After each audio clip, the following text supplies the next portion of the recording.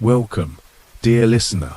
Tonight we enter a quiet space, a space where the noise of the day fades away, and only calm remains. In this gentle journey, we will reflect on principles of wealth and abundance, not as numbers or tasks, but as truths to be felt deep within you, principles that remind you that prosperity can be calm, that wealth can be peaceful, that money can serve you, while you drift softly into rest.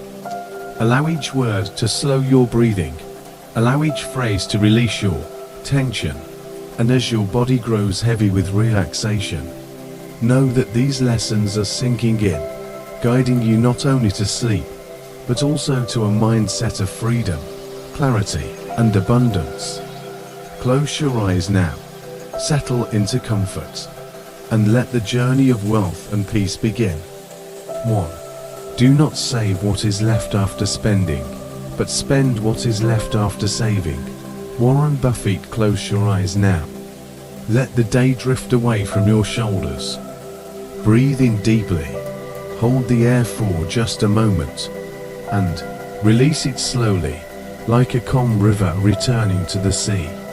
Now, hear these words. Do not save what is left after spending, but spend what is left after saving. So simple, so clear. Yet within these words rests the foundation of lasting wealth. Most people reverse this order. They live by the rhythm of spending first. They see money enter their hands, and quickly it flows back out, to bills, to purchases, to small desires that fade as quickly as they came. When the month is over, when the dust settles, they look down to see if anything remains. If there is something left, it may be saved. If not, the future is ignored. But Warren Buffett, one of the wisest voices of wealth, tells us, turn this around. Save first. Place tomorrow ahead of today. Protect your future before you indulge in your present. Saving first is an act of planting. Imagine standing in an open field, with seeds in your hand. Some are meant to be eaten now, small comforts for the moment. But if you consume them all, tomorrow holds nothing. The soil will remain bare, the harvest will never come. But if you take the first handful of seeds, and gently place them into the earth, tomorrow the sprouts rise. Tomorrow the harvest appears. Saving is planting, spending is consuming. One creates tomorrow, the other lives today. Now, take another breath. Let it fill your chest with calm. Let it fall away with ease. Picture yourself at the beginning of each month. You sit before a table, and on it rests two boxes. One box is golden, locked, safe. The other is wooden, open, free to use. Each time money arrives in your hands, you begin not with the wooden box, but with the golden one. You place a portion inside. You lock it gently. You smile, knowing it is secure. Only then do you turn to the wooden box, open it, and decide what will be spent. This is the essence of Buffett's wisdom. Save first, spend later. It may feel small at first. The golden box holds only a little, but over time, the little grows, quietly, patiently, consistently, and one day, you open it to find abundance, not because you earn more, but because you saved first. Whisper softly to yourself now, I save first, I protect my future, my wealth grows patiently. Repeat it gently, letting the words sink like roots into the soil of your mind. Think of the forest. Tall trees reaching into the sky. None grew overnight. Each began as a seed, small and fragile. Time passed, rain fell, the sun warmed the ground, and the seed grew, slowly, steadily, without hurry. This is what saving does. Each dollar saved is a seed planted. Each month of discipline is sunlight and rain. And in time, a forest stands tall. Now, Imagine yourself walking through this forest. The air is cool. The leaves whisper softly in the breeze. Every tree around you represents a choice you once made to save first. Each trunk is a decision. Each branch is discipline. Each leaf is peace. And here, within this forest, you are safe. You are abundant. You are free. Spending first is a habit of emptiness. It is a leaking vessel, a jar with holes. No matter how much pours in, it quickly drains away. Saving first is a habit of fullness. It is a strong vessel, sealed and steady. What enters stays. What stays compounds. What compounds becomes freedom. Take another breath, slowly, gently. Buffett's wisdom is not about denial. It is not about living without joy. It is about rhythm. It is about order. It is about protecting the future before indulging the present. When you save first, your spending becomes peaceful. You enjoy today without fear of tomorrow. You live in freedom, not in worrying. Picture yourself years from now, looking back at today. You smile, because you saved first, you planted, you nurtured. You gave your future self a gift. Security, peace, freedom. This is the quiet power of saving before spending. Now whisper once more. I save first. I spend with care. My wealth grows in peace. Let these words settle into you, as gently as a lullaby. Do not save what is left after spending, but spend what is left after saving. Carry this rhythm in your heart, tonight and always. 2. Wealth consists not in having great possessions, but in having few wants. Epictetus. Take another slow breath. Inhale peace. Exhale release. And listen now to the voice of the philosopher Epictetus. Wealth consists not in having great possessions, but in having few wants. We often mistake wealth for the number of things we own. Houses, cars, jewels, clothes. The collection of possessions stacked around us. But true wealth is not about possessions. True wealth is about peace. It is about freedom from endless wanting. When your wants are few, you are already rich. When desire no longer pulls at you like a chain, you stand in freedom. Each craving you release removes a weight from your heart. Each want you quiet creates space for calm. Imagine yourself in a quiet room. It is simple, no clutter, no noise, only calm. The air feels light, the space feels open. You do not crave anything else. You do not need anything more. In this moment, you are wealthy. Not because of possessions, but because of peace. Now picture another scene. A man with countless possessions. His house is filled. His shelves overflow. Yet his eyes are restless. He always wants more. A new object, a new treasure, a new purchase. His wants never stop. His heart is never still. And though he owns much, he is poor, which is true wealth, not the overflowing shelves, not the restless eyes. True wealth is the still heart. True wealth is the soul that whispers, "This is enough." Whisper gently to yourself now, "I have enough, I want less. My peace is my wealth." Repeat it slowly. Let it soften your thoughts. Desire is endless. The more you feed it, the more it grows. But peace is also endless. The more you choose it, the more it expands. Few wants create true wealth. Imagine yourself walking through a market. Stalls are filled with treasures. Objects shine, colors dazzle.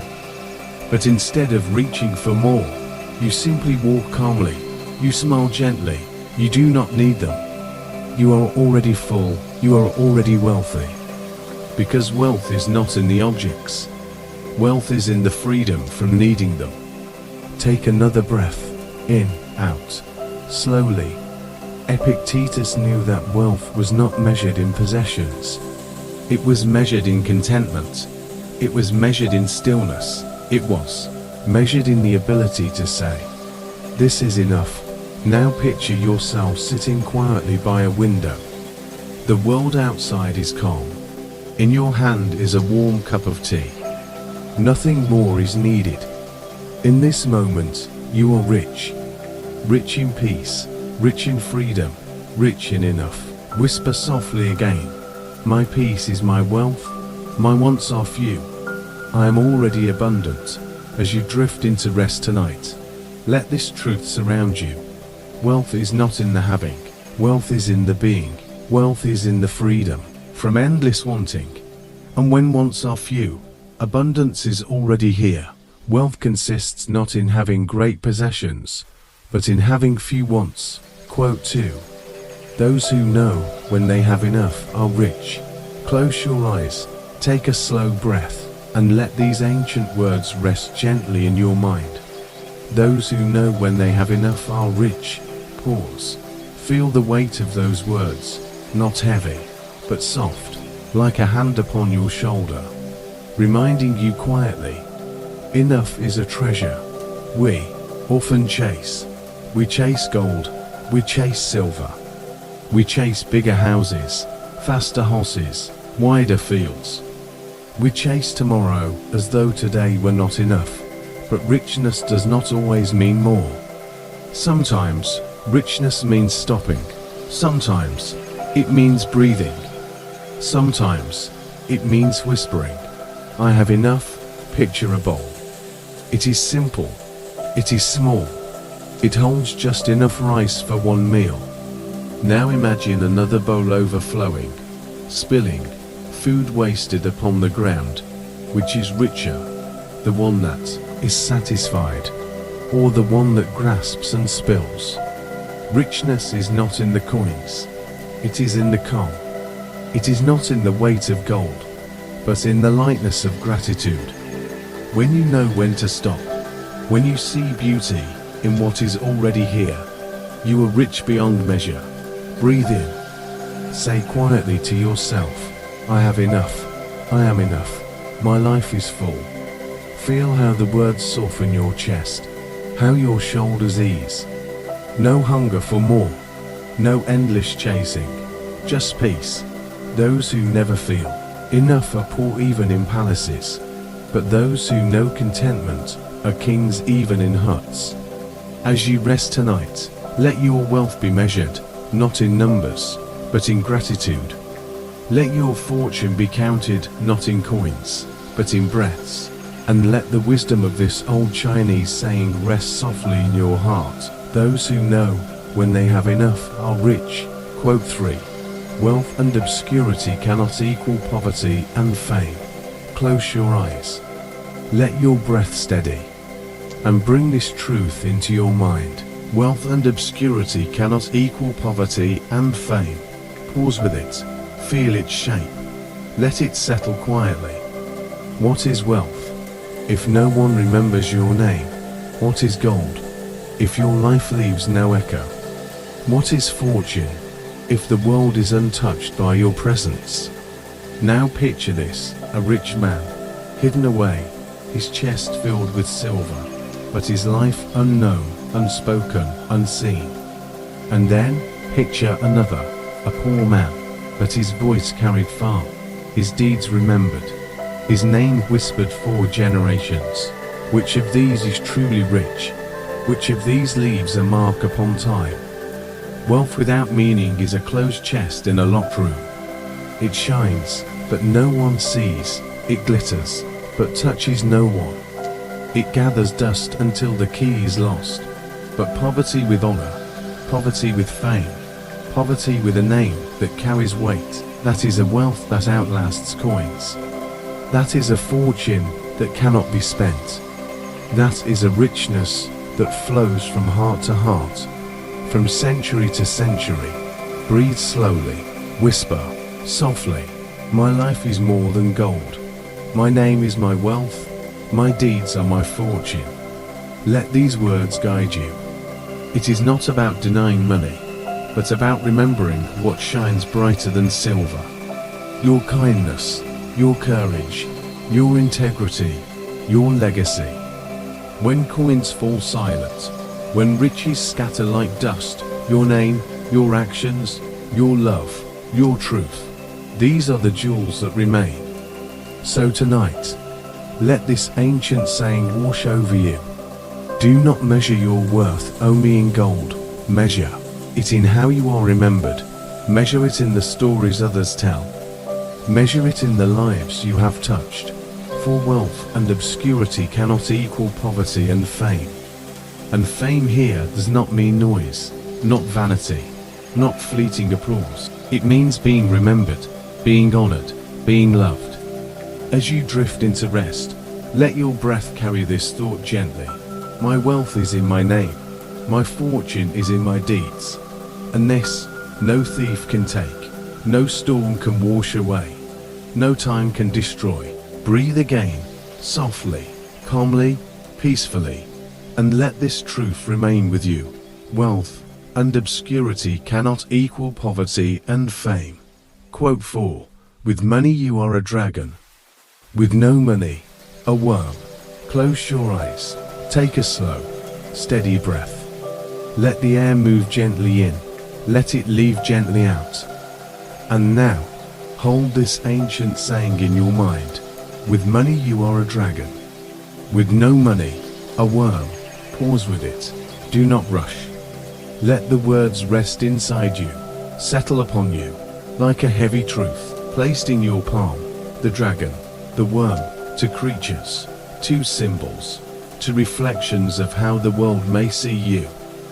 A dragon, majestic, mighty, feared and respected, flying high in the heavens. A worm, a small, low, easy to ignore, easy to step upon. Money makes the difference. So the saying tells us, money can lift you to the clouds. Money can push you down into the dirt, and perhaps you have felt this. Perhaps you have known the difference between full pockets and empty hands. Perhaps you have seen how people look at you when you wear gold, and how they look away when you have none. This is the truth of the world. Money changes perception. It shapes respect. It shifts how others treat you. With money, you are seen. Without money, you are invisible. Breathe deeply. Exhale slowly. Let that truth pass through you. It may sting, but it is not the whole truth. Yes, money gives power. Yes, money makes your voice louder. Yes, money can turn silence into applause. But pause here. Ask yourself, does money change who you are? Does money alter your essence? Does money decide your soul's worth? Picture the dragon, majestic, strong, untouchable. Now look closer. Its scales are golden. Its eyes are sharp. Its wings wide. But what if the dragon is hollow? What if, inside, the dragon trembles? What if, inside, the dragon feels empty, lonely, afraid? Now picture the worm, small, crawling, unseen. It has no coins, no power, no glitter, but it continues, slowly, quietly, persistently. It survives the storm. It knows the soil. It does not need the sky to exist. It does not need gold to live. And in its smallness, there is peace, which, then, is truly strong. The dragon that flies, but feels hollow, or the worm that crawls, but is whole. Breathe again. Let this thought sink deep. The proverb is sharp, because it shows how society sees. But wisdom asks you to look further, to see beyond the world's eyes. Money changes the way others see you, but it does not change the truth of who you are. It cannot change your courage. It cannot change your kindness. It cannot change your heart. Say softly to yourself, I am not my money. My worth is not measured in coins. My spirit is greater than gold. Now imagine yourself as a dragon. Not a dragon of wealth, but a dragon of spirit. Not a dragon of riches, but a dragon of wisdom. Not a dragon of coins, but a dragon of courage. This dragon is not built from money. This dragon is built from you, your experiences, your lessons, your compassion, your strength. And now imagine the worm. Not a worm of shame, but a worm of patience. Not a worm of poverty, but a worm of humility. Not a worm of weakness, but a worm of quiet endurance. Even in the dirt, the worm plays its part. Even in the soil, the worm brings life to the earth. Even small, it matters. Even unseen, it carries meaning. So ask yourself, are you the dragon or the worm? Or perhaps, are you both? For inside you lives the dragon, your strength, your voice, your dreams, your power to rise. And inside you lives the worm, your humility, your patience, your quiet ability to continue even when unseen. Together they make you whole. Together they teach balance. Together they remind you, money may decide how others see you, but it cannot decide how you see yourself. Breathe slowly. Inhale peace. Exhale fear. Think now of times when you had more. Think now of times when you had less. Did money change your laugh? Did money change your love? Did money change the way your heart felt joy? Or the way your tears fell in sadness? No, it shaped circumstances, but not essence. It altered surroundings, but not soul. Say gently, my worth is beyond wealth. My power is not in coins, but in spirit. My wings are made of wisdom, not gold. The world may call you dragon with money, worm without. But you know deeper. You know that your wealth is not in what you hold, but in what you give. Not in what you spend, but in what you are. Money can vanish, gold can fade. Markets can fall, but your kindness remains. Your courage remains. Your truth remains. Close your eyes again. Picture a dragon soaring, not because of wealth, but because of love. Picture a worm crawling, not because of shame, but because of purpose. Both live, both matter, both belong, and so do you. Let this proverb guide you, but do not let it chain you. Yes, money brings status. Yes, money brings visibility. Yes, money can raise your voice louder. But what gives you true power, what makes you truly rich, cannot be bought. Tonight, as you breathe, feel your own richness. Feel the wealth of your breath. Feel the treasure of your heart. Feel the abundance of your soul. Say quietly, I am a dragon in spirit. I am steady as the worm. I am both, and I am more. And let sleep come softly, like wings unfolding, like soil embracing, like peace settling. The world may judge by coins, but you will rise by wisdom. You will live by truth. You will be rich in ways no market can measure. And in the quiet of this night, you already are. With money you are a dragon. With no money, a worm. But with spirit, with peace, with love, you are eternal. Quote 5. Covet wealth and want it. Don't, and luck will grant it. Close your eyes. Take a slow breath in. Let it linger. Release it gently. Now let these words sink into your heart. Covet wealth and want it. Don't, and luck will grant it. Pause. Feel the rhythm. Let the truth rest inside you like a quiet seed. What do these words mean? That when you grasp too tightly, wealth slips away. But when you let go, when you release the hunger, fortune flows toward you on its own. Imagine yourself standing at the edge of a river.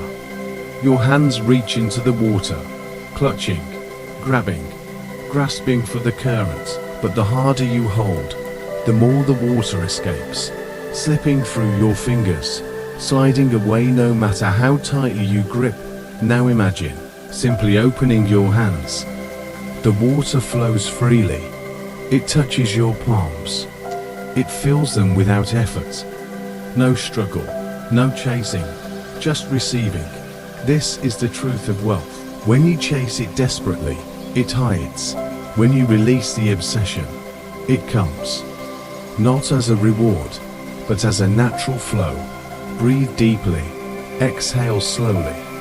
Let that thought expand within you. Wealth is like a bird. If you chase it wildly, it flies away. But if you sit quietly, if you wait, if you are patient, the bird comes closer. It may rest upon your shoulder. It may sing softly to you, not because you hunted it, but because you welcomed it with stillness. Now ask yourself, how often do you chase? How often do you worry about not having enough? How often does your mind turn endlessly toward money, grasping, longing, fearing? Every chase tightens your chest. Every hunger hardens your breath. Every obsession blinds you to what is already here. But pause now. Look around you. Look at what you already hold. The food upon your table. The roof above your head. The friends who speak your name. The laughter you have heard. The lessons you have learned. These are treasures. These are riches. These are wealth, already within your grasp. Say softly to yourself, I release the hunger for more. I welcome fortune with calm. I trust that what is meant for me will come. Breathe. Feel your body lighten as you say it. Feel your spirit soften. Now picture a man who covets wealth. Every day he wakes, and his mind is filled only with gold. Every hour he thinks of coins. Every action is taken not for joy, not for love, not for wisdom, but only for gain. His nights are restless. His meals are tasteless. His heart is heavy. Even when the gold arrives, it is never enough. Even when his chest is full, his hunger remains empty. Now picture another man. He works steadily, calmly. He does not obsess. He does not chase desperately. He cares for his family. He speaks kindly. He learns patiently and slowly. Like water filling a vessel, fortune finds him. Not because he grasped, but because he opened his life to it naturally. This is the difference. One clutches and loses. The other releases and gains. Breathe again. Exhale slowly. Let the lessons settle deep within you. Wealth is not meant to be chained. It is not meant to be strangled by desperation. It is meant to flow, like air, like water, like time. When you covet, you build walls of fear. But when you release, you open doors of possibility. Now whisper softly to yourself, I am open to fortune. I do not chase. I welcome. My wealth comes in its own time. Feel the peace of those words. Feel how they shift your heart. Think now of the seasons. Winter does not chase spring. Spring does not beg summer to arrive. Each comes in its own time, its own rhythm, its own way. And so does wealth, and so does fortune. If you can learn to trust this rhythm, to wait without fear, to release without loss, then wealth will come as naturally as the seasons change. Now breathe deeply once more. Picture yourself as a tree. You do not chase the rain. You do not beg the sun. You stand rooted, calm, open, and in time, the rain comes. The sun shines, the fruit grows. This is how fortune comes, not by chasing, but by being open, by being ready, by being steady.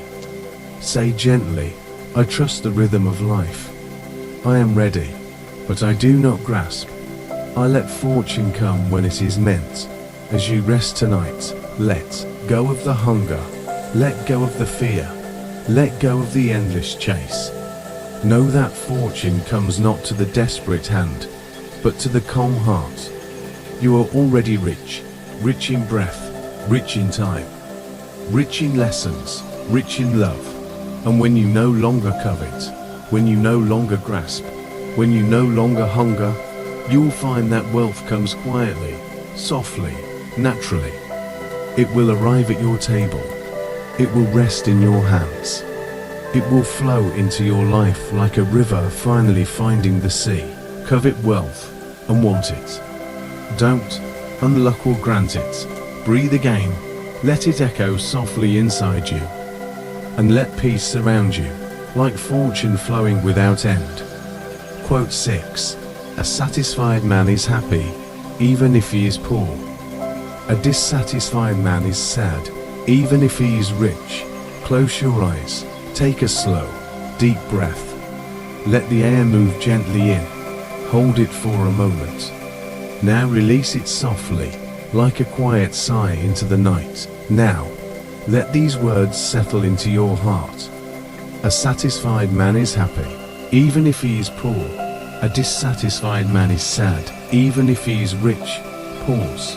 Repeat them once more, but slower, softer, gentler. A satisfied man is happy, even if he is poor. A dissatisfied man is sad, even if he is rich. Let the words ripple through you. Feel their truth. Feel their weight. Feel their quiet wisdom. We often believe wealth brings joy. We often believe riches bring peace. We often believe gold will end our troubles. But this saying tells us otherwise. It whispers, happiness is not in the coin. Happiness is not in the chest of treasure. Happiness is not in the shining walls of palaces. Happiness is in the heart. Happiness is in contentment. Happiness is in the ability to say, I have enough. I am enough. This moment is enough. Breathe in slowly. Exhale gently. And let contentment begin to bloom in your chest. Picture two men.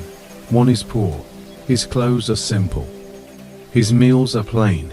His house is small. Yet, when he wakes each morning, he smiles. He greets the sun as a gift. He eats his rice with gratitude. He speaks with kindness to his neighbors. He finds joy in the small laughter of children, in the cool breeze of evening, in the warmth of a candle. Now picture another. He is rich. His house is vast. His table is filled with food. His walls shine with gold. Yet, when he wakes each morning, his heart is restless, his hunger grows. He looks at what he owns, and whispers, not enough. He looks at what others have, and thinks, I need more. And so, though he holds the world in his hands, he feels empty. Which one is happy? The poor man with gratitude, or the rich man with longing? Breathe again. Feel the answer already within you. Happiness is not a number. It is not a weight of silver. It is not a pile of treasures. Happiness is a choice. Happiness is a way of seeing. Happiness is the gentle voice inside that whispers, this is enough. Say softly to yourself, I choose contentment. I am grateful for what I have. My joy is not in what I own, but in who I am. Let the words rest in your chest. Let them echo quietly. Now imagine yourself walking into a market. One man walks past the stalls, eyes sharp, heart greedy. He looks at the fruits and thinks only of what he cannot buy. He looks at the silks and feels envy. He walks away angry, hungry, unsatisfied. Another man walks the same path. He looks at the fruits and marvels at their colors. He looks at the silks and smiles at their beauty. He buys only what he needs. He thanks the vendors. He walks away full of joy, not because he owns everything, but because he sees everything as a gift. Which man carries wealth in his heart? This is the truth. A poor man with gratitude is already rich. A rich man without gratitude is already poor. Breathe deeply again. Exhale slowly. And let this truth sink deeper. Think now of your own life. Think of the times you wanted more. The times your heart felt restless. The times you said, if only I had this, then I would be happy. Did happiness come? Or did another hunger replace it? Now think of the moments when you felt satisfied. The times when you looked at a simple meal and felt grateful. The times when you sat quietly and peace filled you without reason. The times when laughter came, without cost, without price. That was happiness. That was richness. That was wealth. Say softly, I already hold enough. My joy is here. My heart is full. Let the words calm your mind. Let them ease your spirit. Happiness is not a place you reach when you gather enough gold. Happiness is not a finish line. Happiness is a seed planted within, watered with gratitude, grown with contentment. And even the poorest hand can hold that seed. Even the richest man can forget to plant it. So tonight, as you rest, choose to plant it. Choose to water it with your breath. Choose to whisper softly, I am satisfied. I am content. I am happy. Here and now, when you wake tomorrow, carry this truth with you. You may not have all you want, but you already have enough to be rich in heart. You may not hold the world, but you already hold the gift of today.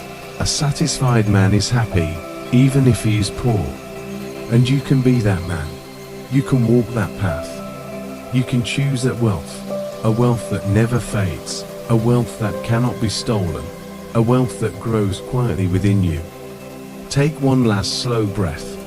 Let it move through you like peace. Exhale softly, like gratitude released into the night, and rest in the truth of these words. A satisfied man is happy, even if he is poor. A dissatisfied man is sad, even if he is rich. Quote 7. If you want happiness for a year, inherit a fortune. If you want happiness for a lifetime, help someone else. Close your eyes. Take a deep, slow breath. Let the stillness of the night settle around you. Let the air rest in your lungs, then release it gently, like a wave washing back into the sea. Now hold this truth softly in your heart. If you want happiness for a year, inherit a fortune. If you want happiness for a lifetime, help someone else. Pause. Repeat it gently to yourself, as if you are whispering to your own soul. If you want happiness for a year, inherit a fortune. If you want happiness for a lifetime, help someone else. Feel how the words stretch across time. One happiness is short, like a spark that flashes in the night. The other happiness is endless, like a flame that warms forever. Breathe deeply. Let us step inside this truth together. Picture a man who inherits a great fortune.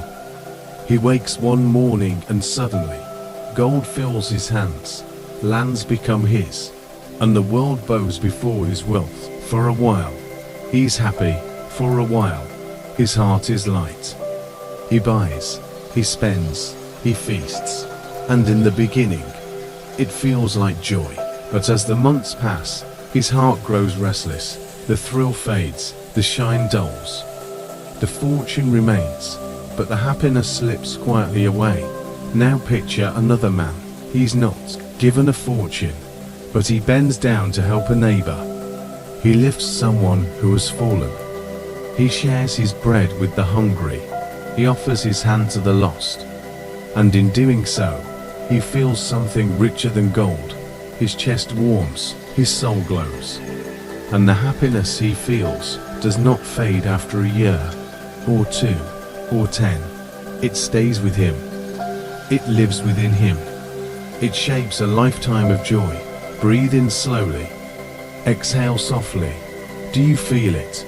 The difference between a fleeting joy and a lasting one. This saying reminds us, money can buy moments of pleasure, but kindness builds a foundation of joy. Gold can fill your hands, but love fills your heart. Wealth can build palaces, but compassion builds legacies. Say softly to yourself, my joy is in giving. My treasure is in kindness. My happiness is in helping others.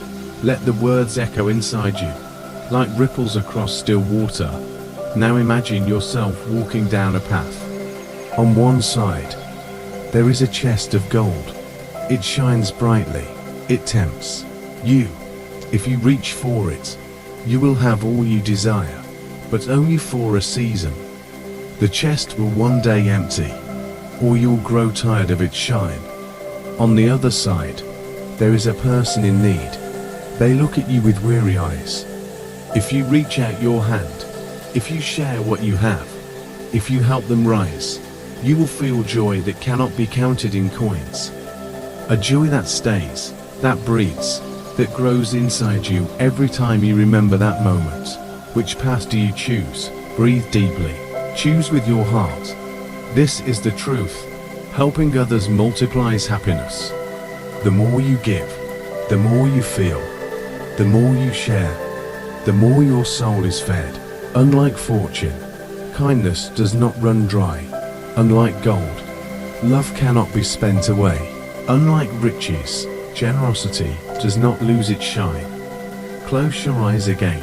Picture the faces of those you have helped in your life. Maybe it was a kind word. Maybe it was a meal. Maybe it was a simple smile. See their faces in your memory. See the light in their eyes. Feel the warmth in your chest. That is your true fortune. That is your real wealth. Now whisper gently, I live to help. I give to grow. My happiness is endless, for it is shared. Let the words guide you. Let them rest upon you like a blanket of peace. Think now of the world itself. Fortunes rise and fall. Empires grow and crumble, but kindness remains. One act of generosity can echo through generations. A meal given today may save a life. A hand offered today may shape a future. A smile shared today may heal a broken heart. And each time, the joy does not vanish. It remains with you, a quiet flame burning forever. So tonight, as you rest, hold this truth in your chest. Fortune can give you 1 year of joy, but kindness can give you a lifetime of joy. And tomorrow, when you wake, look for one small way to help. A word, a gesture, a smile, a gift. And when you give it, feel the warmth of this saying come alive within you. Breathe deeply again, exhale softly, and let the words close around you like a prayer. If you want happiness for a year, inherit a fortune. If you want happiness for a lifetime, help someone else. Quote 8. Money can buy the medicine, but not the health. Close your eyes. Take a deep breath in. Hold it for a moment, as though you are holding the stillness of life itself. Now release it softly, like a feather falling through the quiet night air. Now listen carefully to these words, as though they are being whispered directly to your heart. Money can buy the medicine, but not the health. Pause. Let them echo inside you.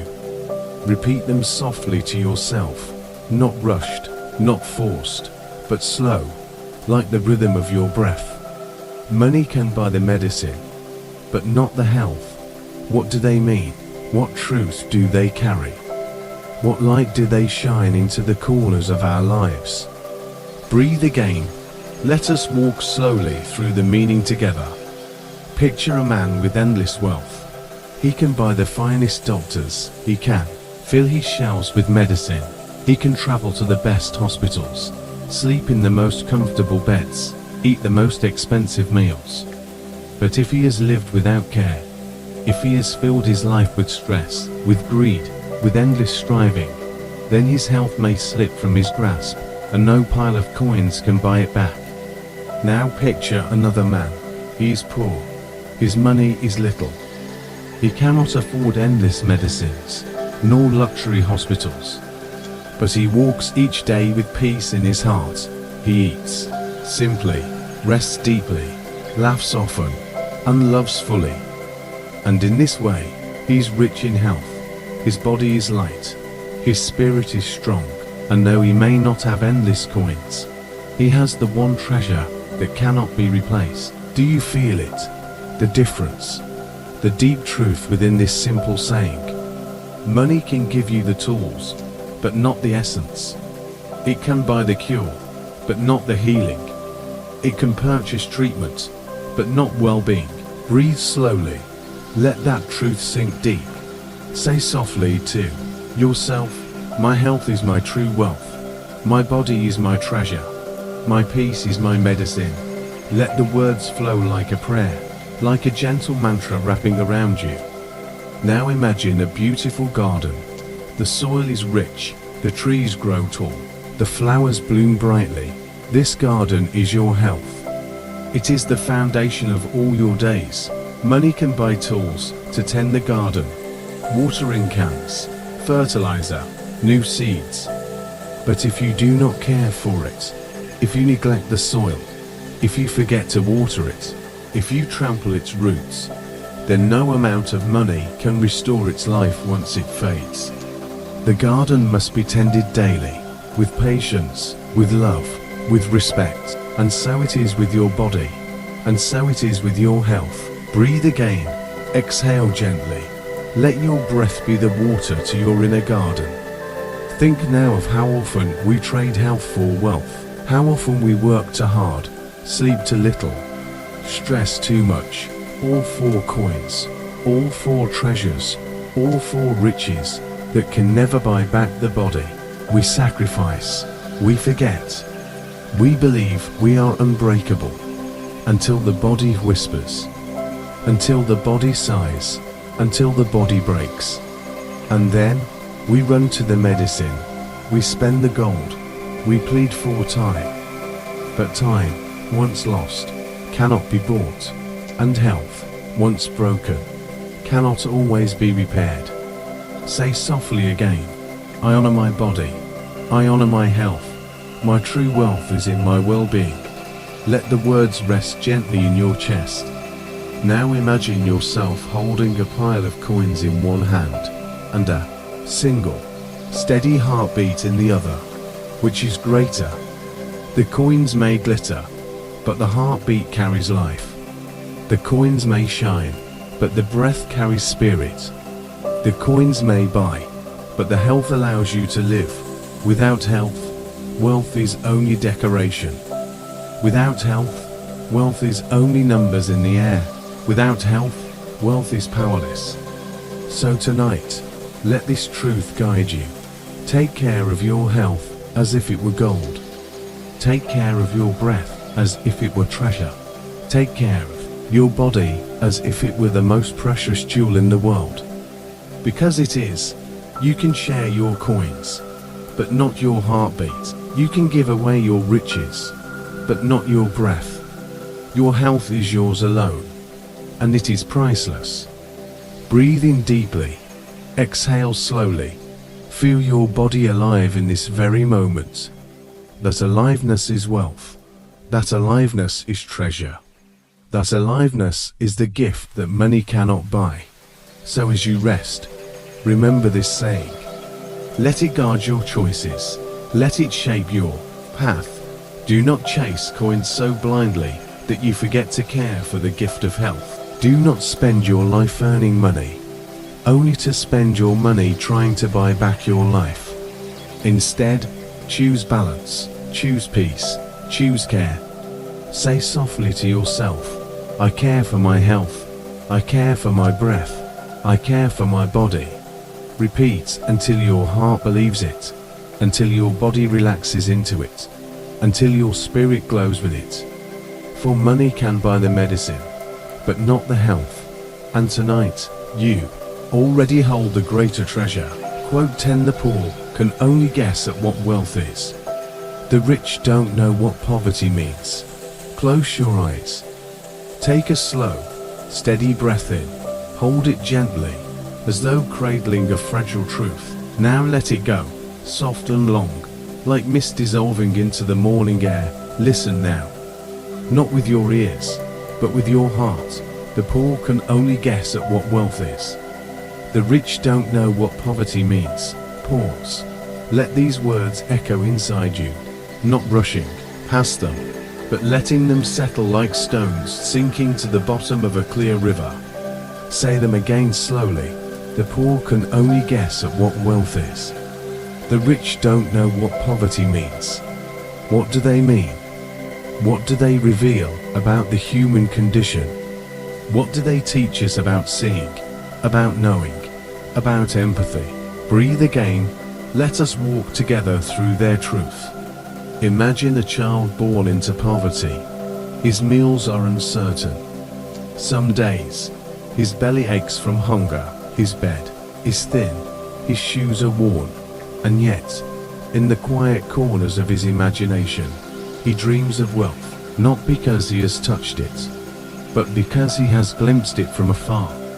He sees wealth in the shop windows, shiny clothes, polished jewelry, golden trinkets.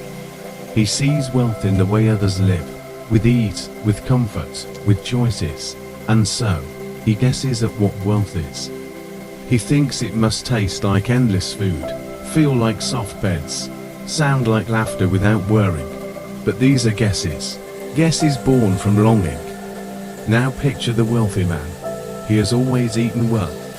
He has always had a roof, a bed, a blanket. He has never wondered if tomorrow will bring food, if tonight will bring shelter. He has never counted coins in trembling hands, hoping they will stretch far enough. And so, he does not know what poverty means. Not truly, not in his bones. He may read about it, he may see it, but to know it, to taste it, to feel it in the body, to carry its weight day after day, that is something outside his experience. Do you feel the gap, the chasm between these two worlds? One guesses at abundance, the other cannot fathom lack. And so, this saying is not just about money, it is about perspective. It is about the limits of our understanding. It is about empathy, how easily it fails when we have not lived another's life. Breathe in deeply, exhale slowly. Let this truth soften your heart. Now consider yourself. Where do you stand in this picture? Do you know hunger? Do you know uncertainty? Do you know the quiet pain of not having enough? Or do you know comfort, ease, safety? Neither is a shame, neither is a fault. But the question is this: can you open your heart wide enough to understand what you have not lived? For the poor, the challenge is to guess at wealth without losing themselves to envy, to imagine abundance, but not to poison their soul with bitterness, to dream of more, yet remain rooted in dignity and hope. For the rich, the challenge is to see poverty clearly, not as a concept, not as numbers, not as statistics, but as lived human reality. To know that behind each empty bowl is a story, behind each tired face is a heart, behind each struggle is a dream. Breathe once more, drawing humility. Exhale compassion. This saying is an invitation, not to judge, not to divide, but to bridge, to let empathy bloom, to stand in humility, acknowledging what we know and what we cannot know, and yet to try to feel, to try to see, to try to care. Now imagine wealth and poverty as two shores of a river. On one side, the poor stand, looking across the water, guessing what life must be like over there. On the other side, the rich stand, not even realizing what lies behind them, unable to imagine the hunger on the far shore. The river flows between them, fast, wide, uncrossed. But here is the truth: the river can be crossed, not with coins, not with gold, but with empathy, with humility, with compassion. Each plank of the bridge is built with listening, with understanding, with kindness. Say softly to yourself, I do not know everything, but I can learn. I cannot live every life, but I can care. I cannot hold every burden, but I can share in the weight. Let these words breathe inside you. Let them widen your vision. For the danger is this: if the poor believe wealth is everything, they may lose sight of joy in what they have. If the rich believe poverty is nothing, they may lose sight of gratitude, of fairness, of responsibility. Both can be blind. Both can be trapped by what they cannot see. But compassion is the light. Compassion is the key. Compassion is the bridge. Breathe again. Imagine compassion like air, flowing freely, belonging to no class, no group, no fortune. Rich and poor alike inhale the same breath. Rich and poor alike are born, grow, age, and die. The body makes no difference. The breath makes no distinction. And so, let humility guide you. Let compassion shape you. Do not cling too tightly to wealth, and do not despair too deeply in poverty. Both are temporary, both are fragile. But empathy endures. It is the treasure of the spirit. Say softly now, I choose humility. I choose compassion. I choose to see beyond myself. Repeat it. Repeat it until it settles in your heart. For this saying is not only about the poor or the rich. It is about you. It is about how you see others. It is about how you open your heart to realities you have not lived. Breathe one last time, deeply. Exhale slowly. Feel the bridge forming within you. And remember always, the poor can only guess at what wealth is. The rich don't know what poverty means. Let empathy bloom. Understand both sides. Then center yourself in humility and in compassion. Quote 11. Money isn't everything, but without it, nothing can be achieved. Close your eyes. Take a deep breath in. Hold it softly, as though you are holding a truth too delicate to crush. Now, release it gently, like ripples moving across a still pond. Let your mind quiet. Let your heart listen. Hear the words, not rushing past them, but sinking into them. Money isn't everything, but without it, nothing can be achieved. Say it again, slowly, like a mantra rising from your chest. Money isn't everything, but without it, nothing can be achieved. Pause. Let the words rest. Let them breathe in you. What do they mean? What balance do they ask of us? What truth do they whisper about the role of money in our lives? Imagine two extremes. On one side, a man who believes money is everything. He chases it. He clings to it. He measures his worth, his happiness, his relationships by the weight of his coins. His days are busy. His nights restless. Even in his sleep, his mind counts numbers, calculates profits, fears losses, and yet, though his chest may be heavy with gold, his heart feels empty. Though his home may be wide, his soul feels narrow, for he has mistaken the tool for the treasure, the coin for the essence. On the other side, a man who believes money is nothing, he dismisses it. He acts as though it does not matter. He ignores the bills. He scorns the work. He drifts without anchor. And yet, his belly hungers, his roof leaks, his body tires. His dreams remain unfed, his plans unrealized. For though money is not everything, it is something. Without it, his wings are clipped, his path is blocked, his potential lies dormant. Do you see? Both extremes fail. One worships money, the other denies it. Both lose balance. And so this proverb reminds us, money isn't everything, but without it, nothing can be achieved. Money is not the destination, but it is the bridge. It is not the meaning, but it is the means. Breathe again, draw in balance, exhale excess. Now picture money as water. You cannot live on water alone, but without water, life withers. You cannot drink endlessly and call it nourishment, but without a single sip, you perish. Money is the same. Too much focus on it drowns the soul. Too little care for it starves the body. Balance is the key. Say softly to yourself, money serves me. I do not serve money. Repeat it slowly. Let the words rise and fall with your breath, because money, in its essence, is not good or bad. It is neutral. It carries the weight we place upon it. In one hand, it can buy weapons.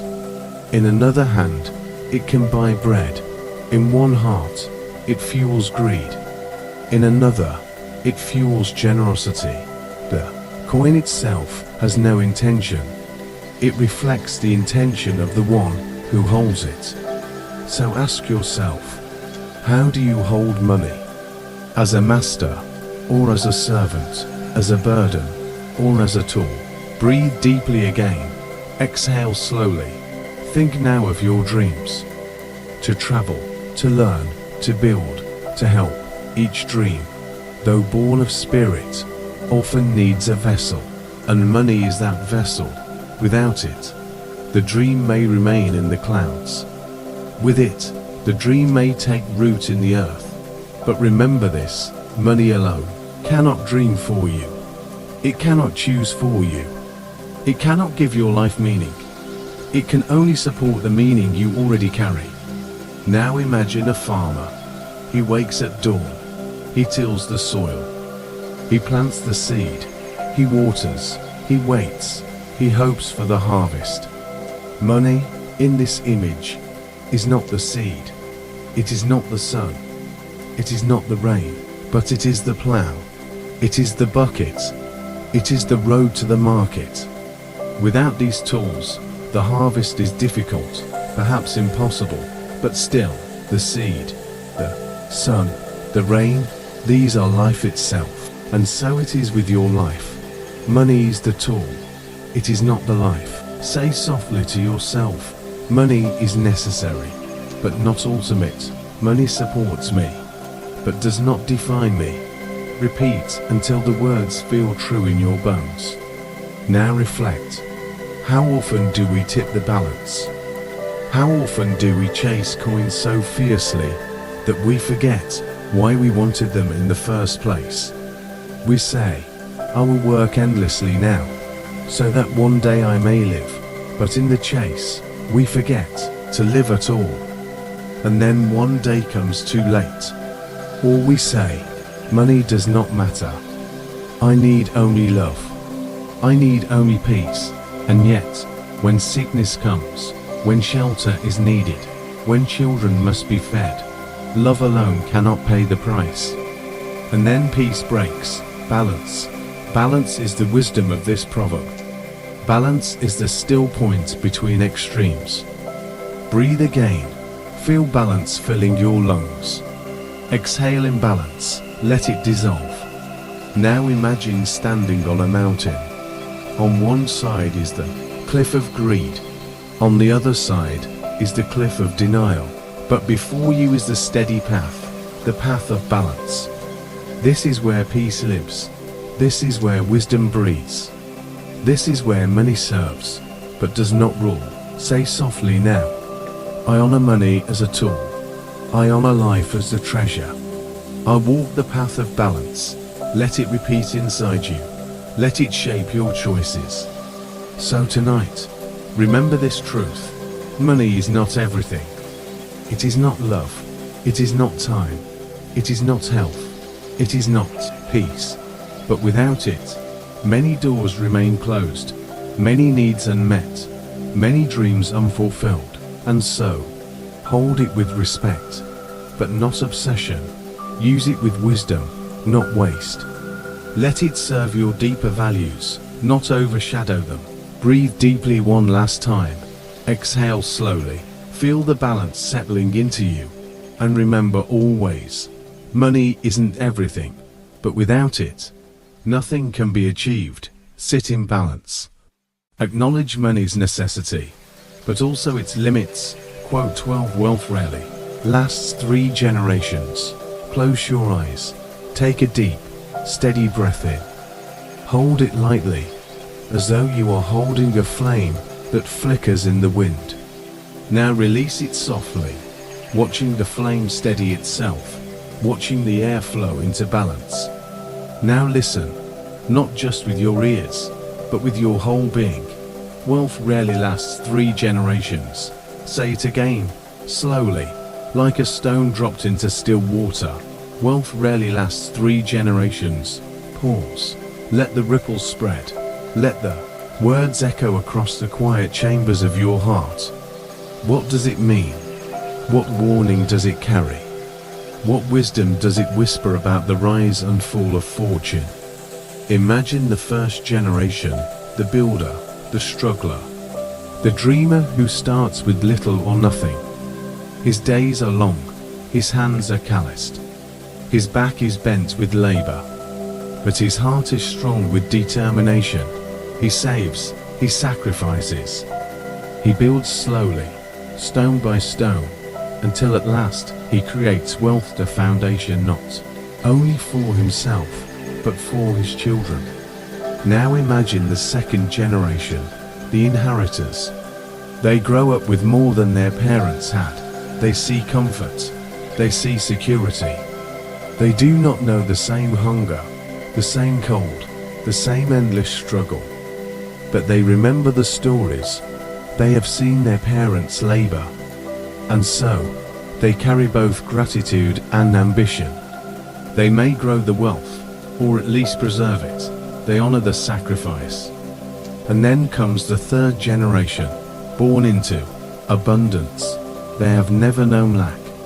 They have never seen their parents toil, never felt the sting of hunger, never touched the edge of desperation. For them, wealth is the air they breathe. It feels natural, expected, ordinary, and because it is ordinary, they do not guard it with care. They spend freely. They forget the sacrifices. They dismiss the struggles, and soon, the fortune dissolves. The cycle returns to the beginning. Do you see?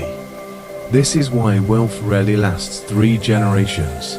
Not because of money itself, but because of memory. The memory of hardship fades. The memory of sacrifice weakens. And without memory, gratitude dies. Without gratitude, discipline falters.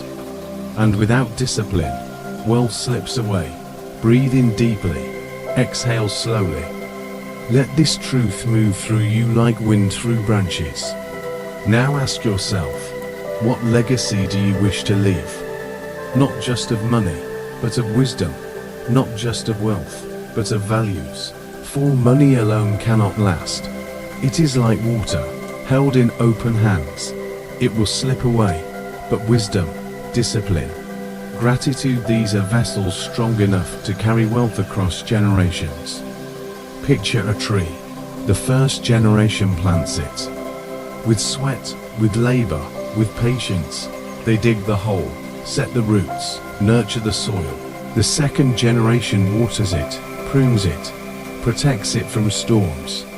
And the third, they may either eat of its fruit with reverence, saving seeds for the future, or they may strip it bare, forgetting to replant, forgetting to tend, and soon, the tree withers. This is the story of wealth. This is the warning of the proverb. Say softly to yourself, my true wealth is not in coins, but in the wisdom I pass on. Repeat it gently. Let it root itself inside you. For money may fade, but wisdom endures. Money may vanish, but values remain. And a family built on values will always find ways to rebuild, to rise again, to create anew. Breathe deeply once more. Exhale with ease. Think now of your own life. Perhaps you have inherited wealth. Perhaps you are building it. Perhaps you have lost it. Wherever you stand, the question remains, what do you pass on?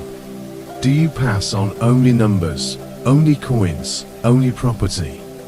Or do you pass on strength? Do you pass on resilience? Do you pass on kindness, discipline, gratitude? These cannot be squandered. These cannot be wasted. These cannot be stolen. They live in the heart, not the bank. Now imagine sitting with your children, or the children yet to come. They look at you not only for shelter, but for guidance. They will inherit not just what you own, but how you lived. If you lived with greed, they will inherit emptiness. If you lived with wisdom, they will inherit strength. If you lived with compassion, they will inherit light. Wealth rarely lasts 3 generations, but wisdom can, character can, love can. Say softly to yourself now, I plant seeds of wisdom. I plant roots of gratitude. I plant the legacy of values. Breathe into the words, exhale into their truth. So tonight, let this saying be your guide. Do not cling to tightly 2 coins. Do not measure your worth only in gold. Instead, ask, how do I teach my children? How do I shape my legacy? How do I ensure that what I leave behind is not just wealth, but the wisdom to carry it? Wealth rarely lasts 3 generations, but wisdom lasts forever. And when wisdom endures, wealth may rise and fall, but the spirit of the family remains strong. Breathe deeply one last time. Exhale softly. Feel the roots grounding you. Feel the branches stretching above you. And remember always, wealth rarely lasts 3 generations, so breathe. Think of legacy, not in money, but in wisdom passed down. Quote 13 Noble people desire wealth, but obtain it through righteous means. Close your eyes. Take a gentle breath in. Hold it softly in your chest, like a pearl resting in calm waters. Now release it slowly, like a lantern rising into the night sky. Now, listen. Listen not with your mind only, but with your heart. Noble people desire wealth, but obtain it through righteous means. Say it again, letting each word carry weight. Noble people desire wealth, but obtain it through righteous means. Pause. Let the words settle, like rain soaking into thirsty soil. What does it mean? What light does it shine upon the way we earn, the way we live, the way we walk through this world? Begin with this truth. To desire wealth is natural. It is not shameful. It is not wrong. Wealth brings shelter. Wealth brings food. Wealth brings medicine, education, opportunity. To want these things is human. Even noble hearts desire comfort, safety, abundance. But the difference lies not in the desire, but in the path, not in the wanting, but in the earning, not in the hunger, but in the way the hunger is fed. The proverb teaches, noble people desire wealth, but they walk the righteous road to obtain it. Their hands remain clean, their hearts remain steady, their means matter more than their ends. Breathe deeply, exhale gently. Now imagine 2 men. The first hungers for wealth. He takes shortcuts, he lies, he cheats, he tramples others underfoot. And yes, he gains coins, his chest fills with gold, his hands gleam with jewels, but his heart is heavy with shadows. His nights are restless, his conscience burns, his relationships crumble, for though his hands hold wealth, his spirit is poor. The second man also hungers for wealth, but his road is steady. He works with diligence. He trades with fairness. He serves with honesty. He seeks profit, but never at the cost of another's dignity. And though his chest may fill slower, his nights are peaceful. His heart is light. His name carries honor, and his spirit is rich. Do you see the difference? Both desired wealth, but one sought it through crooked means, and one through righteous ways. One gained money, and lost himself. The other gained money, and strengthened himself. Say softly to yourself, not all wealth is worthy. Only wealth earned with integrity nourishes the soul. Let the words sink into your bones. Let them breathe within you. Now picture wealth as food. There are 2 plates before you. on one plate. The food is stolen, spoiled, tainted. It may fill your belly, but it sours your body. It weakens your strength. It poisons your spirit. On the other plate, the food is earned, cultivated, honest. It nourishes, it strengthens, it sustains, it fills not only your body, but your soul. This is the difference between ill-gotten gain and righteous wealth. One corrodes, one heals. Breathe again, exhale slowly.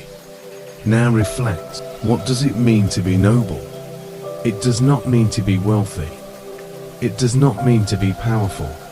It means to hold honor in your choices, to walk with dignity in your path, to let your values shape your actions. A noble person knows this truth.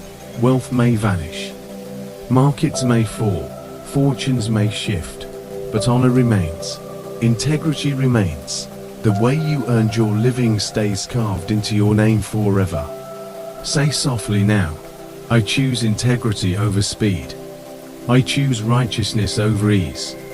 I choose the noble path. Repeat until your heart begins to believe it.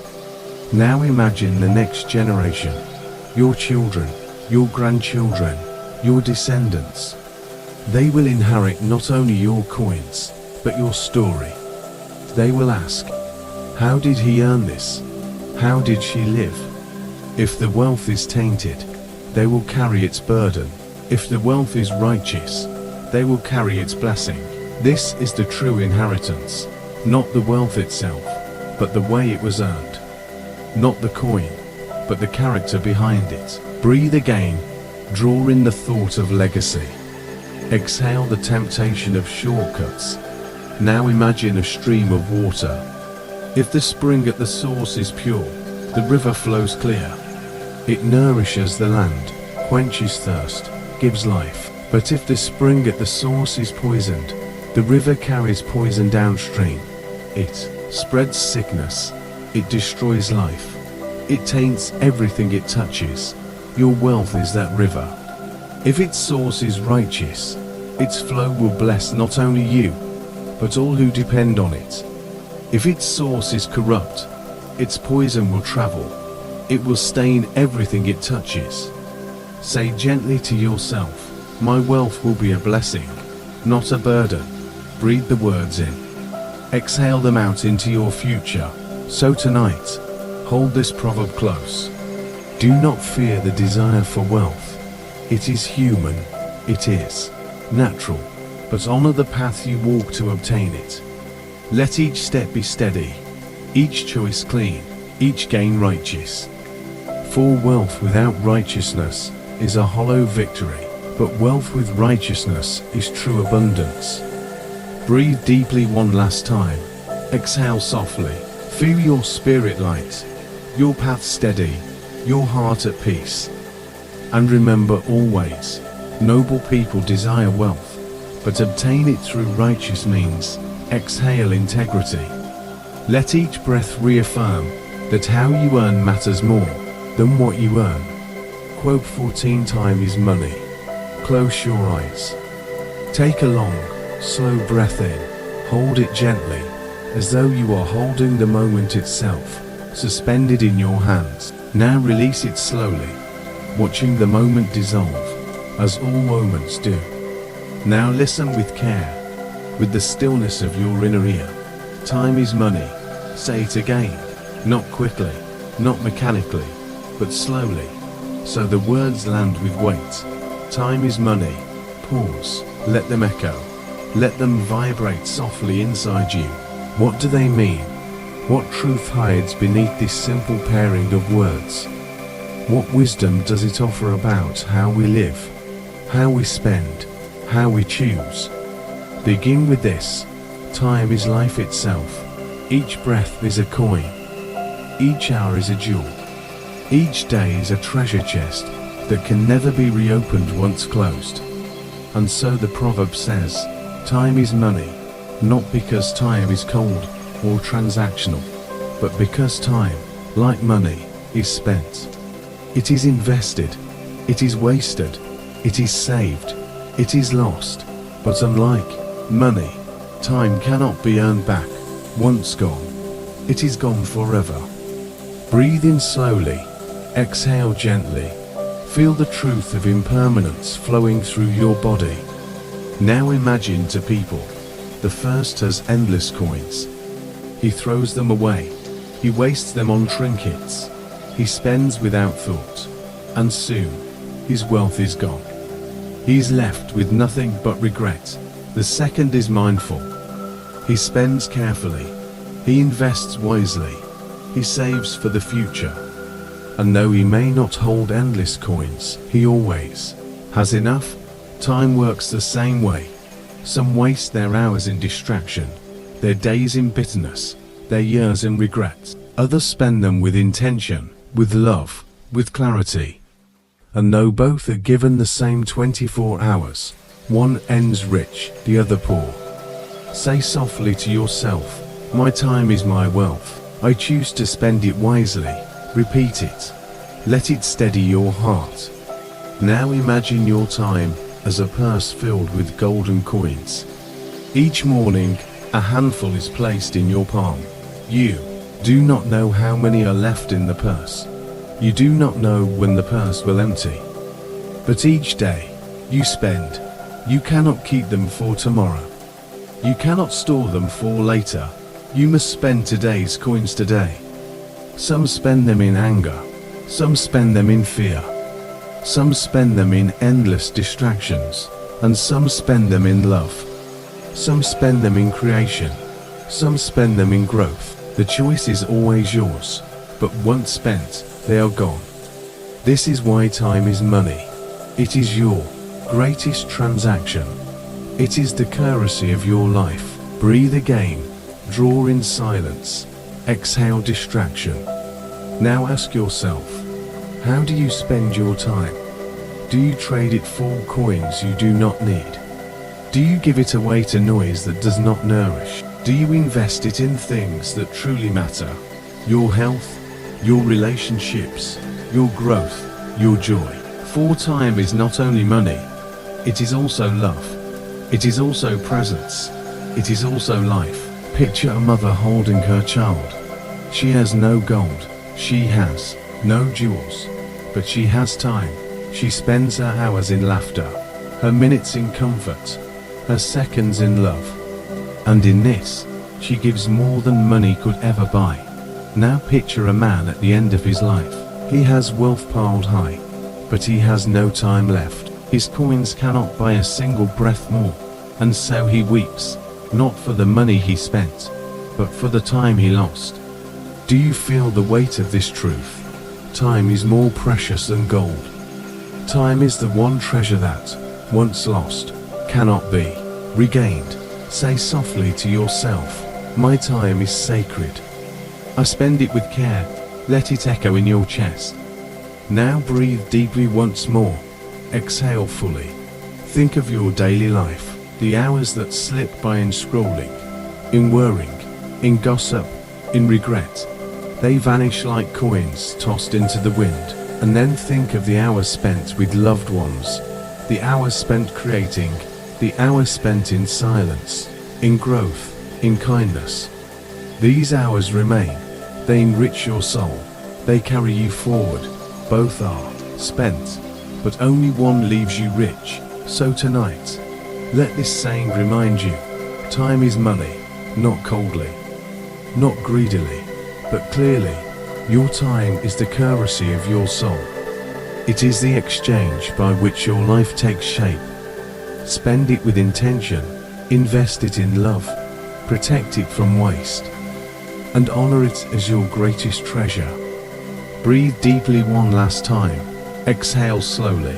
Feel your minutes alive in this very moment.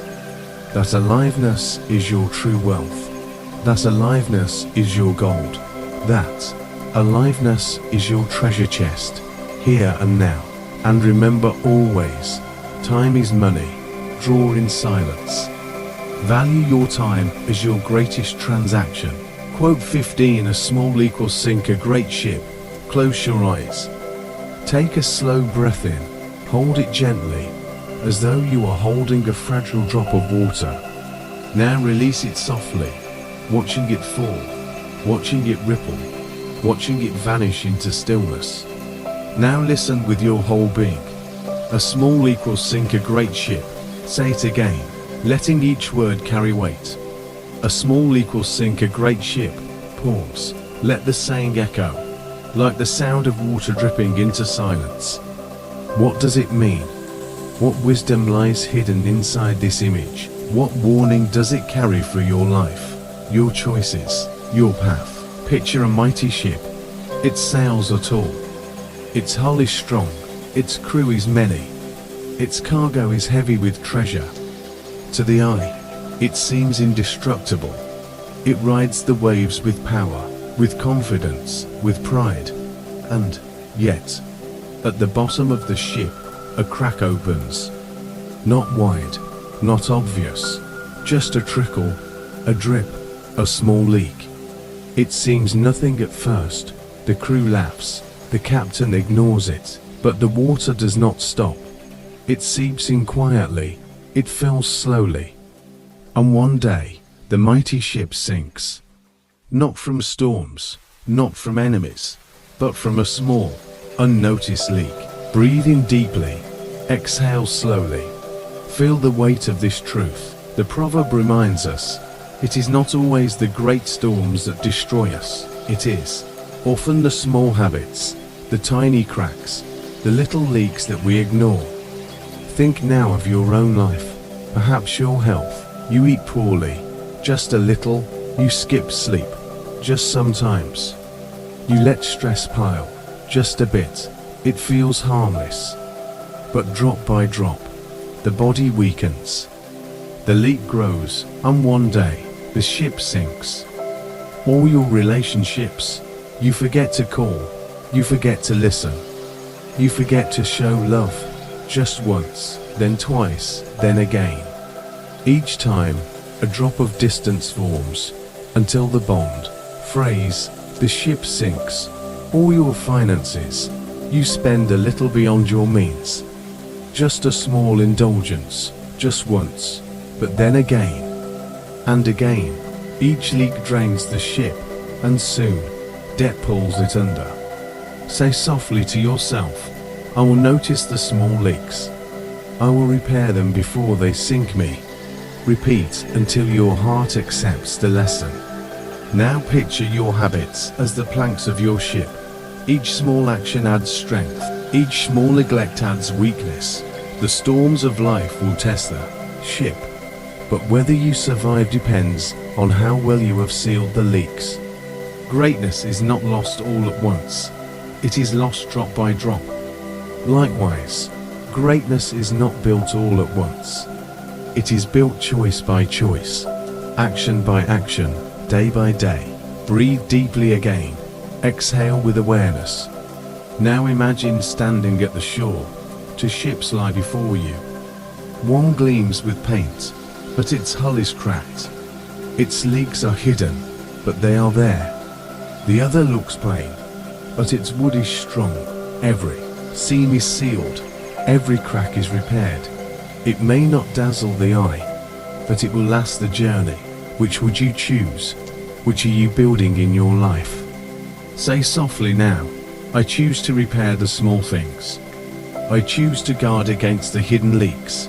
Let the words ripple through you. Think of patience. It takes patience to stop and repair. It takes humility to admit the cracks. It takes discipline to fix what seems small. But this patience, this humility, this discipline, it is what saves the ship. It is what saves your life. Now breathe once more. Exhale gently. Reflect on the leaks in your life. Where do you let time slip away? Where do you let health weaken? Where do you let love fade? Where do you let money drain? Do not judge. Do not despair. Simply notice, and then begin, gently, to repair. Because the small leak today, if left untouched, becomes the sinking tomorrow. But the small repair today, if done with care, becomes the strength for tomorrow. Say softly to yourself, my life is my ship. I will seal its leaks. I will guard its strength. I will sail with peace. Repeat until the words become steady within you. So tonight, carry this wisdom with you. It is not the great storms that undo us. It is not always the loud dangers that break us. It is the quiet neglects, the small leaks, the unnoticed cracks. Notice them, tend to them, repair them gently, patiently, steadily, and your ship will sail strong. It will survive the storms. It will reach its horizon. Breathe deeply one last time. Exhale softly. Feel yourself steady, like a ship repaired, like a vessel ready for the sea. And remember always, a small leak will sink a great ship. Inhale awareness. Exhale repair. Begin gently, and sail forward strong. Quote 16. Dig the well before you are thirsty. Close your eyes. Take a slow, calm breath in. Hold it gently, as though you are holding a cup of clear, cool water. Now release it softly, like pouring that water back into the earth. Now listen closely, not only with your ears, but with your heart. Dig the well before you are thirsty. Say it again, slowly, like drops of water falling into silence. Dig the well before you are thirsty. Pause. Let the wisdom soak into you, as rain soaks into soil. What does it mean? It is simple, yet powerful. It speaks of preparation. It speaks of foresight. It speaks of tending to tomorrow, before tomorrow arrives. Picture a traveler in the desert. He walks under the blazing sun. He feels no thirst yet, but he knows thirst is coming, so he stops, he digs, he works patiently. And when the heat rises, when the thirst strikes, he has water ready, he's safe. Now picture another traveler. He walks carefree, he laughs, he feels no thirst, so he digs nothing. He believes the desert will always be kind, but when thirst comes, he has no well, no water, no strength to dig. And so, he suffers. Breathe in slowly, exhale gently. Feel the difference between the prepared and the unprepared. This is the heart of the saying. Do not wait until you are desperate. Do not wait until you are weak. Do not wait until you are empty. Prepare now, while you have strength, while you have clarity, while you have time. Think of your own life, your health. Do you wait until sickness comes before you care for your body? Or do you eat well, rest well, move well, digging the well before thirst? Your relationships. Do you wait until bonds are broken before you nurture them? Or do you spend time, give love, show kindness, digging the well before thirst? Your finances. Do you wait until debt or crisis comes before you save? Or do you set aside a little now, day by day, digging the well before thirst? Your wisdom. Do you wait until a challenge appears before you seek knowledge? Or do you study, learn, reflect now, digging the well before thirst? Say softly to yourself, I prepare today for tomorrow. I dig my well before thirst. Repeat until your spirit feels steady. Now imagine a field, dry and empty. The sky is blue, the air is calm, you walk across it. There is no thirst yet, no sign of need. But with each step, you dig. You dig patiently, faithfully, even though the need has not yet arrived. And then, when the heat comes, when thirst rises, you drink. You are sustained. You are ready. This is the wisdom of foresight. This is the strength of preparation. Breathe again, exhale slowly. Let the breath itself feel like a sip of cool water. Now reflect. Why do we resist digging the well? Because it is work, because it is slow, because the need is not yet here. We think, I'll take care of it later.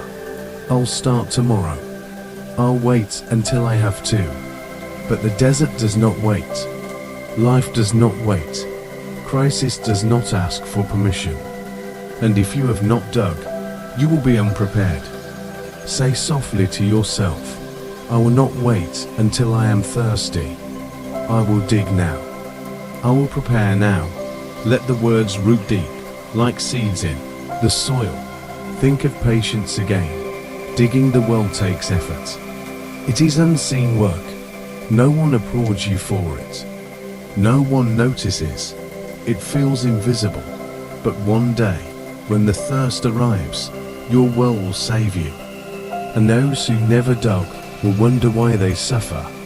This is the quiet victory of foresight. This is the hidden strength of preparation. Breathe slowly, exhale gently. Now imagine your future self, standing years ahead, looking back at you, smiling, whispering, thank you for digging, thank you for preparing, thank you for thinking of me. Do you feel the gratitude? Do you feel the bond between your present and future selves? That is the well you are digging. So tonight, carry this wisdom with you. Dig the well before you are thirsty. Prepare in peace, so you do not panic in crisis. Work quietly now, so you can rest easily later. Love steadily today, so you are never alone tomorrow. Save little by little, so you are not empty when need arises. Say softly once more, I prepare in peace. I dig my well before thirst. My future self will thank me. Repeat until it feels like a gentle vow within your chest. Breathe in deeply. Exhale softly. Feel your life like fertile ground, ready for your hands, ready for your care, ready for the well you choose to dig. And remember always, dig the well before you are thirsty. Breathe forward. Prepare today, and let tomorrow find you ready. Quote 17. Money can buy a house, but not a home. Close your eyes. Take a slow breath in. Hold it gently, like you are holding a key in your palm. Now exhale softly, as if opening a door to stillness. Now listen carefully. Money can buy a house, but not a home. Say it again. Not rushed, not forced, but slowly, so the words settle deep. Money can buy a house, but not a home. Pause. Let it echo in your heart. Feel its quiet weight. What does it mean? A house is walls. A house is wood and brick, roof and floor, glass and stone.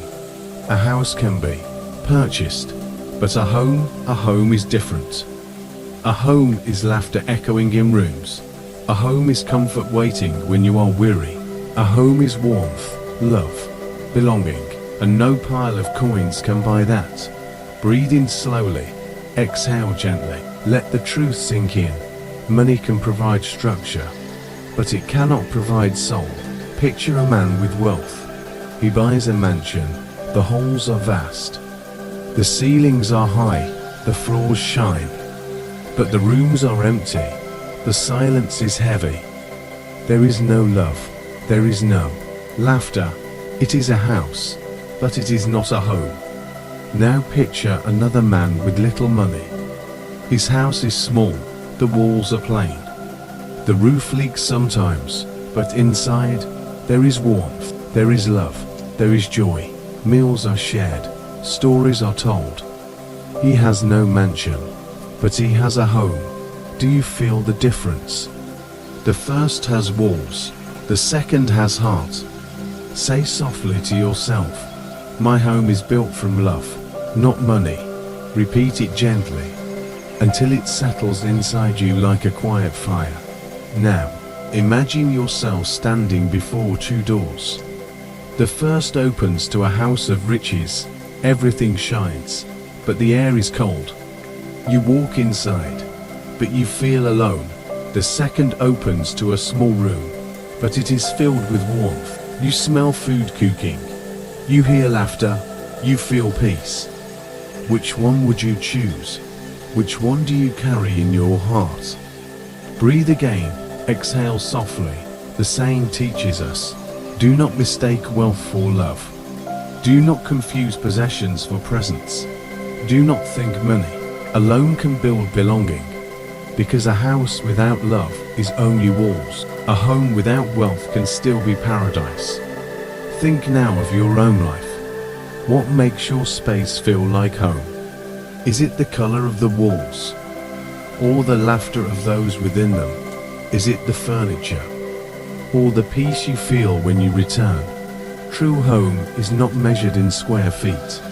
It is measured in the warmth of the heart. Say softly now, I create home through love, not through money. Repeat until it feels alive in your chest.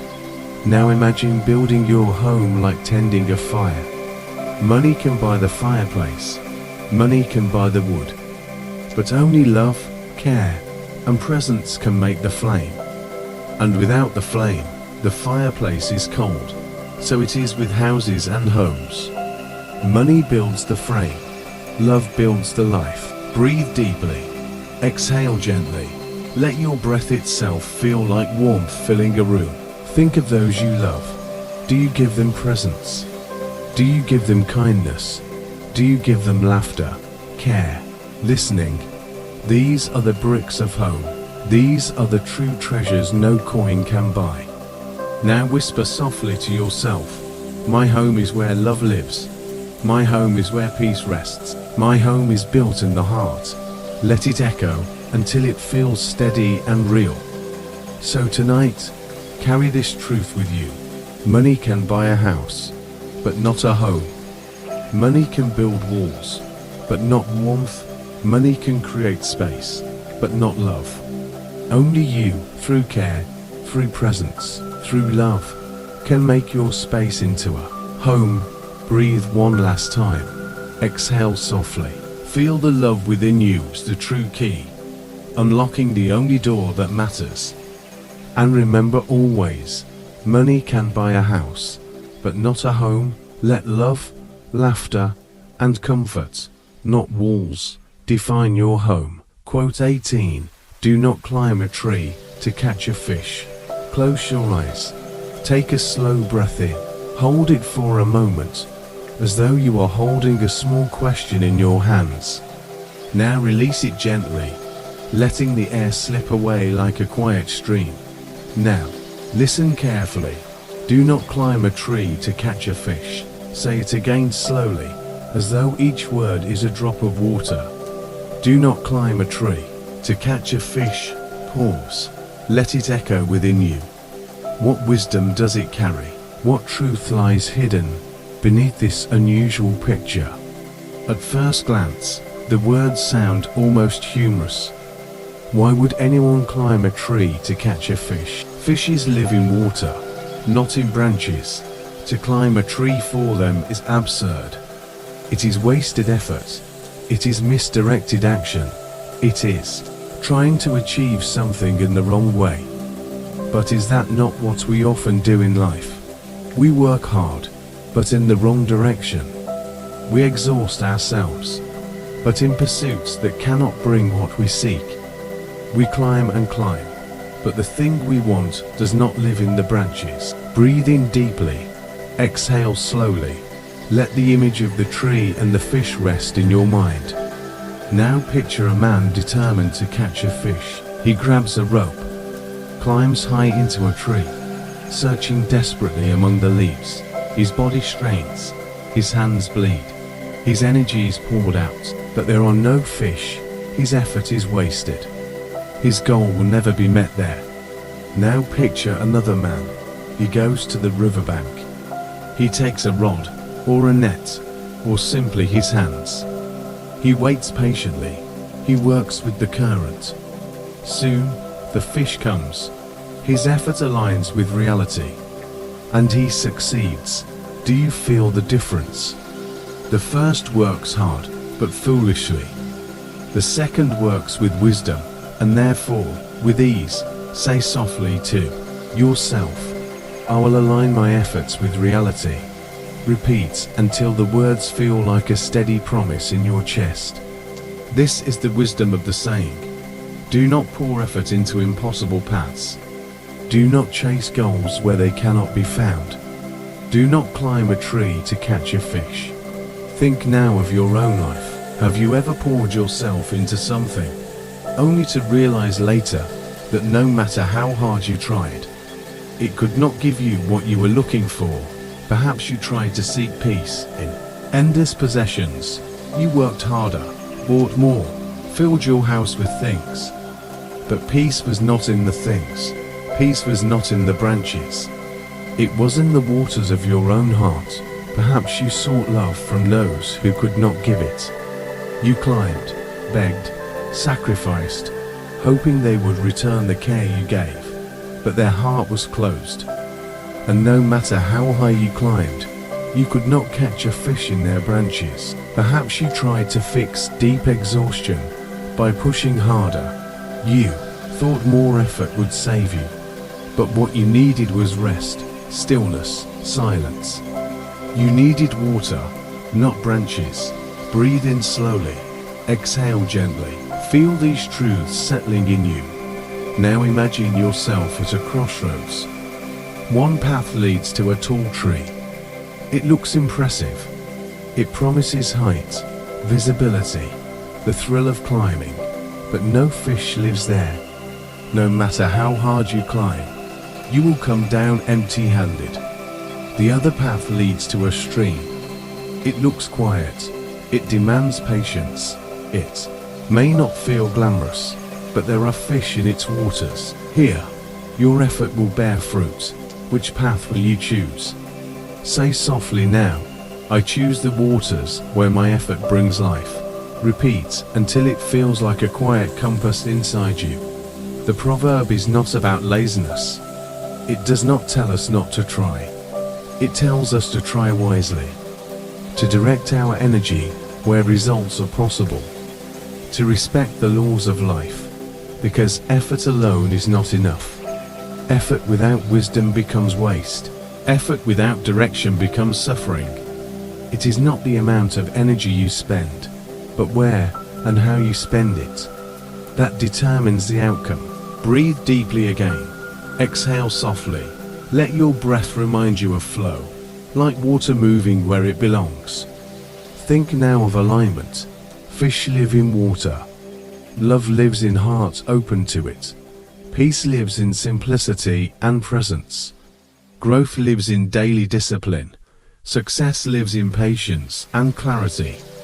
To seek any of these in the wrong place is to climb trees for fish. To align with where they truly exist is to cast your line into water. Say softly again, I release wasted effort. I align my actions with truth. Let it echo through you. Now imagine your energy as coins. Each day you are given a handful. You can spend them anywhere you choose.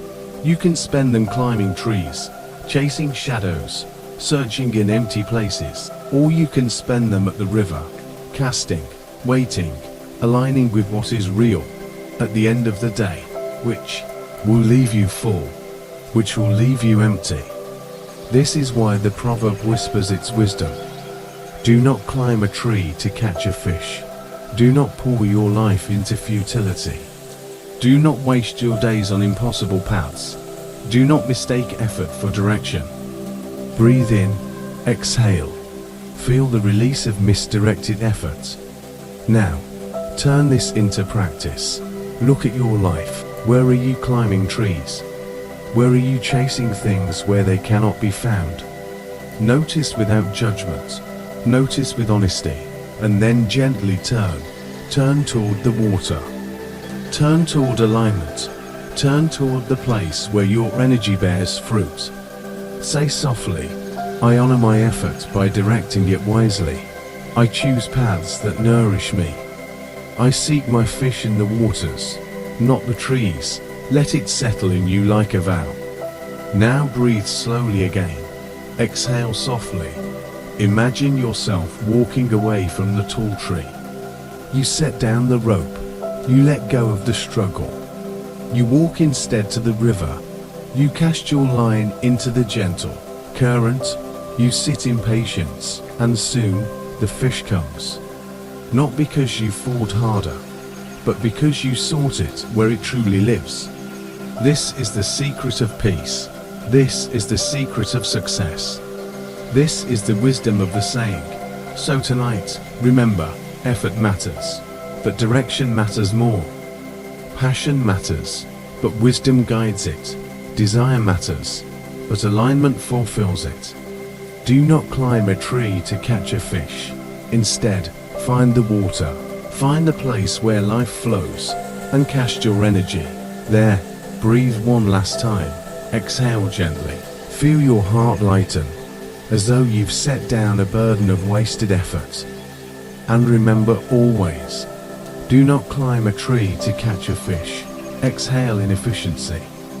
Align your efforts with the current of meaning and likelihood.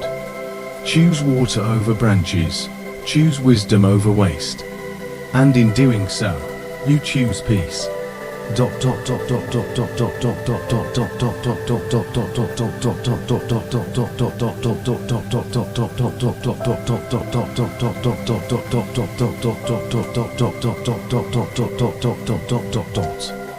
And now, as the final words fade into silence, you are resting in calm. You have listened to timeless wisdom, spoken slowly, like waves upon the shore. Each idea has drifted into your mind, not hurried, not forced, but with gentleness, with ease, with peace. Remember, wealth is not only measured in coins or possessions. True wealth is measured in freedom, in balance, in the ability to rest deeply, knowing you are safe, knowing you are enough. So carry this peace with you. Carry it into your dreams tonight. And let your sleep be long. Let it be deep. Let it be filled with quiet abundance. Good night. And may you awaken with clarity, renewed energy, and the calm assurance that wealth is already flowing in your life.